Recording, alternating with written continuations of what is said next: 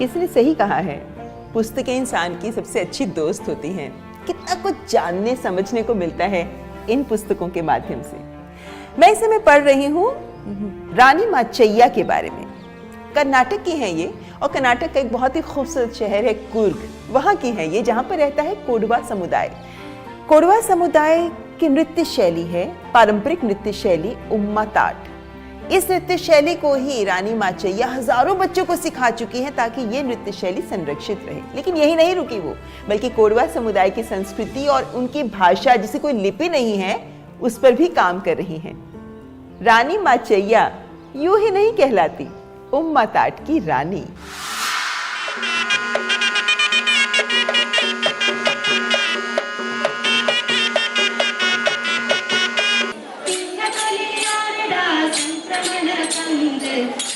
उम्मतात की रानी के नाम से मशहूर 80 वर्ष की रानी माचैया का संपूर्ण जीवन अपनी लोक कला के प्रति असीम प्रेम से परिपूर्ण रहा है। कर्नाटक के कोडगु जिले की रानी माचैया पिछले 60 वर्षों से उम्मतात लोक नृत्य कर रही हैं। उन्होंने 10,000 से अधिक बच्चों को ये लोक नृत्य सिखाकर कोडवा संस्कृति को बढ़ावा देने और संरक्षित करने के लिए कड़ी मेहनत की है। रानी माचैया ने 1980 के दशक में मडिकेरी में उम्मतात देखा और इस लोक नृत्य को अपनी शैली में अपना लिया। 18 साल की उम्र से उम्मतात सीखना और प्रदर्शन करना शुरू कर दिया। इसके विकास के लिए बाकायदा एक समूह बनाया। इसे प्रसिद्धि दिलाने के लिए बिना किसी की मदद के काम करना शुरू कर दिया। कावेरी कला वृंदा की स्थापना की और कर्नाटक के विभिन्न शहरों के अलावा अन्य राज्यों में और विभिन्न मंचों पर फेस्टिवल्स में प्रस्तुति देना आरंभ कर दिया। मದುವೆ ಆದಮೇಲೆ ಒಂದು ತಂಡವನ್ನು ನೋಡಿದೆ, ಅದು ಅಷ್ಟು ಚೆನ್ನಾಗಿ मैं सिद्धपुरा के कंदर टांडा परिवार से हूँ। मेरा जन्म 1943 अप्रैल 4 को हुआ था, जब मैं 7वीं कक्षा में पढ़ती थी। तब मेरे पिता का निधन हो गया और बाद में मेरी माँ की भी दिल का दौरा पड़ने से मौत हो गई। मुझे बचपन से ही सांस्कृतिक गतिविधियों में दिलचस्पी थी। जब मेरी शादी हुई तब मुझे इस नृत्य के महत्व का एहसास हुआ। तब मैंने एक समूह को देखा था। फिर मैंने इन लड़कियों को प्रोफेशनल ट्रेनिंग देने का फैसला किया। मैंने उनके माता पिता से अनुरोध किया कि वे लड़कियों को ये सीखने दें और वे आश्वस्त हो गए। लेकिन शुरू में 5 साल तक मैं कुछ खास नहीं कर पाई थी। बाद में विभिन्न संगठनों से मुझे मदद मिलने लगी और मैं इन लड़कियों को अंतर्राज्यीय और अंतर्राष्ट्रीय कार्यक्रमों में लेकर गई। नागपुर और तंजावुर के समूहों ने हमारी खूब मदद की और इससे हमें प्रोत्साहन भी मिला। ಹಾಗಾದರೆ ಅವ್ರನ್ನ ಹಂಗೇನೆ ಟ್ರೈನಿಂಗ್ ಮಾಡಿ ನಾನು ಒಂದು 10,000 ಮಕ್ಕಳಿಗೆ ಕಲಿಸಿರ್ಬೋದು। रानी माचैया कोडवा संस्कृति के विभिन्न आयाम पर भी काम कर रही हैं।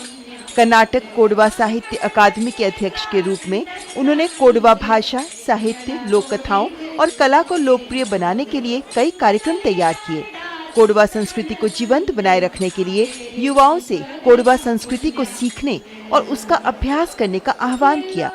अब वे लड़कों को भी उम्मतात सिखाना शुरू कर रही हैं। जहाँ शास्त्रीय नृत्य अपनी संस्कृति की धरोहर माने जाते हैं, वहीं लोक जनजाति नृत्य कला और संस्कृति को संजोए हुए हैं। उसमें एक प्रमुख नाम है रानी माचैया। अपनी जनजाति लोक नृत्य को, अपने धरोहर को किस तरीके से वो संभाले हुए हैं, प्रचार कर रही हैं, कई दशकों से लगी हुई हैं, बच्चों को सिखा रही हैं और इसमें अपनी भाषा का भी वो एक तरीके से लोगों के बीच में उतना प्रोत्साहन दे रही हैं जितना मिलना चाहिए। उनको इस बार जो पद्मश्री से सम्मानित किया है उसके लिए बहुत बहुत शुभकामनाएं, बधाई हो। प्राकृतिक सौंदर्य से भरपूर कोडगु का उल्लेख 2वीं ईस्वी के तमिल साहित्य में और 12वीं शताब्दी के गंगा, चोल और होयसला शिलालेखों में भी मिलता है। कोडवा सांस्कृतिक परंपराओं को पीढ़ी दर पीढ़ी मौखिक रूप से ही प्रसारित किया गया। पहली बार 1924 में ही नादिकेरियंदा चिनप्पा ने कोडवा परंपराओं और लोकगीतों को पटोले पालमे पुस्तक में संकलित किया, जिसे मैसूर विश्वविद्यालय द्वारा एक समुदाय के लोकगीतों के शुरुआती व्यापक संग्रह के रूप में सराहा गया था। रानी माचैया द्वारा संरक्षित उम्मतात लोक नृत्य कोडवा संस्कृति का अहम हिस्सा है। उम्मतात के अलावा कोडवा समुदाय के लोग एकत्रित होकर बोलकाट, कतियाट और कोलट जैसे अन्य लोक नृत्य भी करते हैं। उम्मताट की रानी रानी मचैया को पद्मश्री पुरस्कार की हार्दिक बधाई।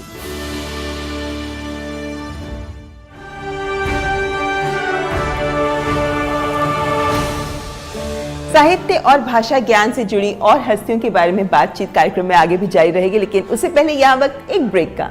आप देखते रहें हमारे पर।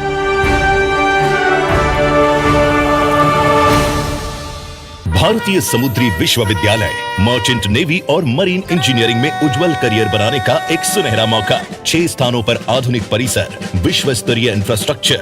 ये सिर्फ एक करियर नहीं, ये अवसरों का सागर है। भारतीय समुद्री विश्वविद्यालय भारत सरकार के अधीन